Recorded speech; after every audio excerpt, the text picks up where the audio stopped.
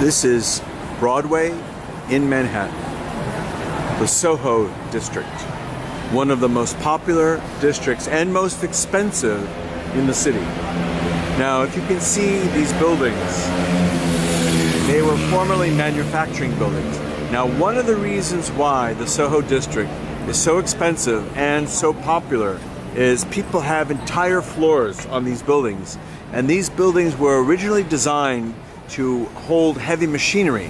So the floor space is open floor space because the floors are very, very strong, and so it's structurally designed to not have beams too much in the floors to make the space too crowded, like the office buildings in Midtown.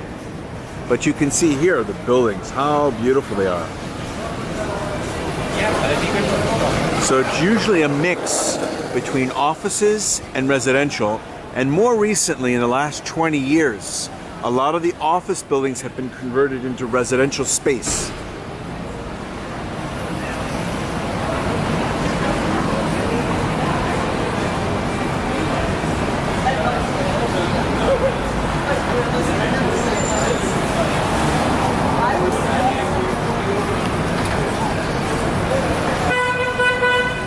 So some top brands are located in Soho. It's a very popular area for the top brand. So Soho has pretty much taken the place of Fifth Avenue. So on a weekend in Soho, you see all the stylish people down here. And in fact, it gets to be too crowded down in Soho. And that's because the shops preferred it down here. Different venue, like more convenient, less dense in terms of space, but as I said, it's sometimes too crowded down here.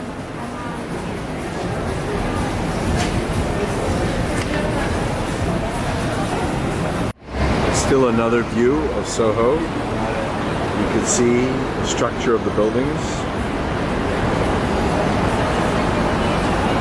Now, this building that we're looking at, where the Converse store and the Dean and DeLuca store, it's a classic example of a former manufacturing building. Like, you could look even inside and you could see the floor space, how really expansive the floor space is. But that's typical of many of these buildings that are like this in Soho. And that's exactly why people like it. About 40 years ago, a lot of these buildings were dilapidated, abandoned. So as a way to get people to live in them, the state enacted a law that allowed people to live in the buildings, even though it's not technically per code, but they still allowed that because they wanted to have it as some use. And then 40 years later, the most expensive real estate now in the city are the different apartments that are here in Soho. And that's because you have so much extra space. So you have people that bought some like 3,000 square foot apartments for next to nothing, and they still own them. The big problem now is paying for the maintenance because cities everywhere are requiring more and more taxes. So even though you got the deal of a century 40 years ago, the problem that many people are running into is paying their share of the property taxes of the huge buildings, and that's a big dilemma for a lot of people. But luckily, the taxes in New York City and other big cities are less than in the suburbs. And that's because, and that's for the international people that might be watching this, and that's because the suburbs have mostly real estate taxes to rely on for their funding. Cities have income taxes from different companies, have taxes on corporate profits, have taxes on many things to allow the city taxes on property to be less than taxes in the suburbs.